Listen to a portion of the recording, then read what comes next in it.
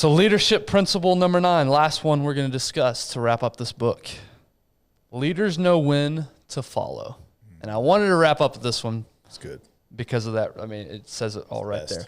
Leaders know when to follow. And Jocko says, a leader must lead, but also be ready to follow. Sometimes another member of the team, perhaps a subordinate or a direct report, might be in a better position to develop a plan, make a decision, or lead through a specific situation. Perhaps the junior person has greater expertise in a particular area or more experience. Good leaders must welcome this, putting aside ego and personal agendas to ensure that the team has the greatest chance of accomplishing its strategic goals. A true leader is not intimidated when others step up and take charge. How good is that? So important. I mean, in what we do. So the structure of our business is typically, I would say many times, right? There's an account lead. There's somebody that created the relationship, solidified the business. They started it, right? It's their account. I'm throwing up air quotes if you're just listening, right? It's their account. There's so many times, the reason we work in teams, the reason we do things with our company is because there's different levels of expertise. Mm-hmm. There's different levels of experience. There's different perspectives on how to work through that problem or solve X. And I mean, I can't tell you how many times that like it's my account, and the ego says, no, you need to be the one talking with the person. You need to do this and you need to do that. When I do that problem, it never goes good.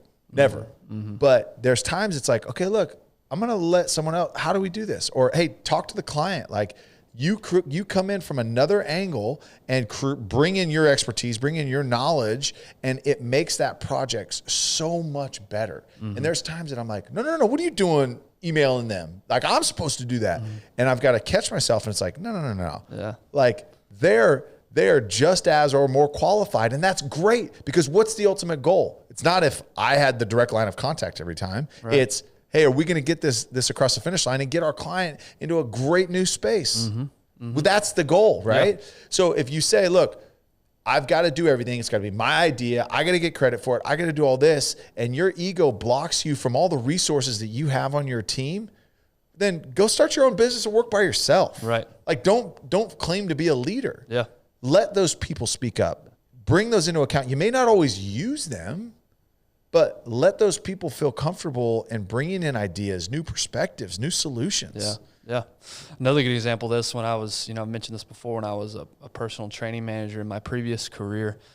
So the way it worked out, or the way it was set up, was there were two of us managers over this particular gym. One of them, the person ahead of me, was in charge of all trainers. Every single trainer in that gym, that was her jurisdiction. For me, I was head of the newer trainers. So the 5 or 6 brand new hires, the ones that we're trying to onboard and bring up.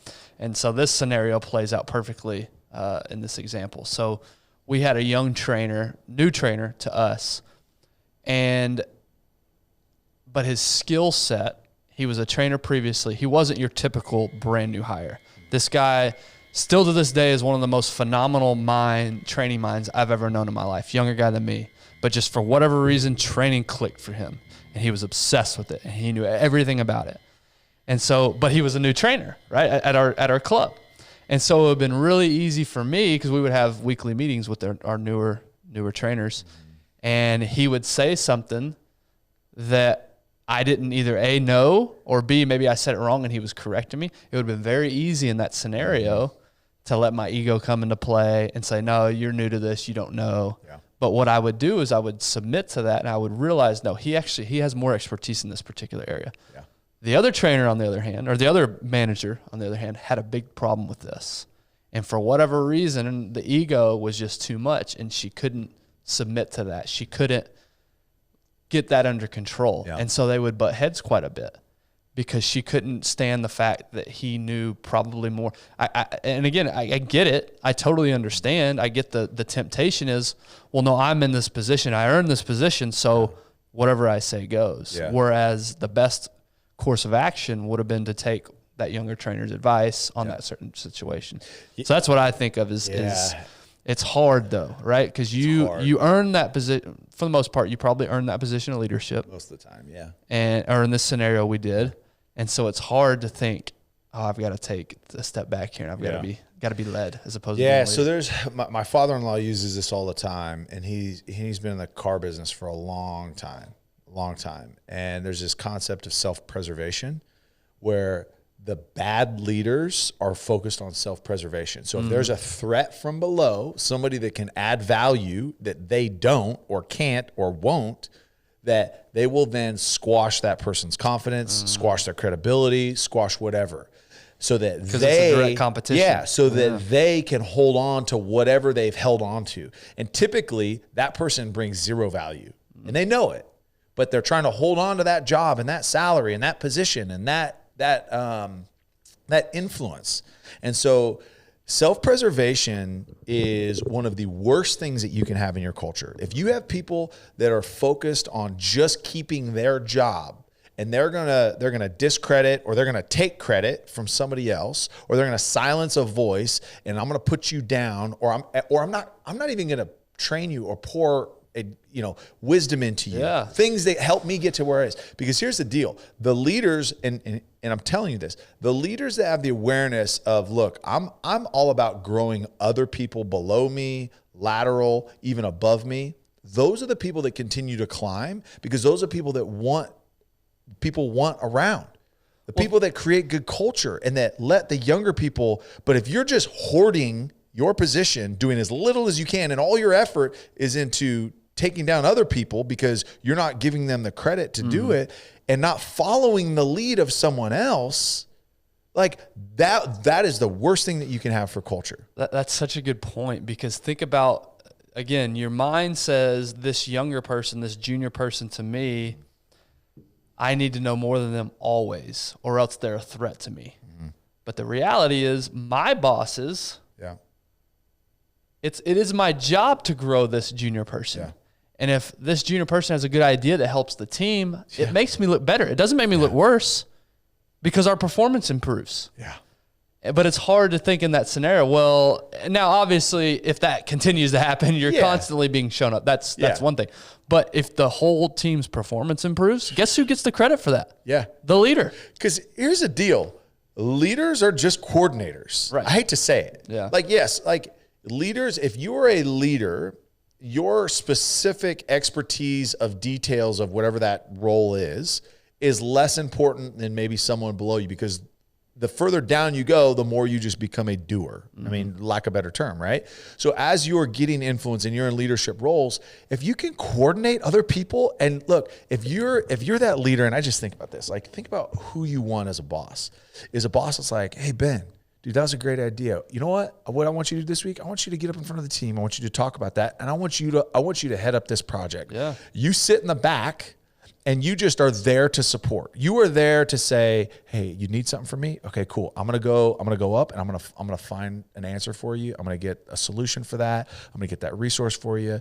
Okay, cool. Now, what are you thinking of me as a leader? Like, this is the best freaking boss ever. He's empowering me. He's encouraging me. He's getting me the resources. Giving me responsibility. And guess what? Yeah. Your team is doing something. So now your bosses think you as a leader are this magic, this wizard, right? And you're creating things because you're letting other people do it. Yes. And you're following the lead. And then the other thing I think of is, and Darren talked about this earlier, is we won't get down in the dirt.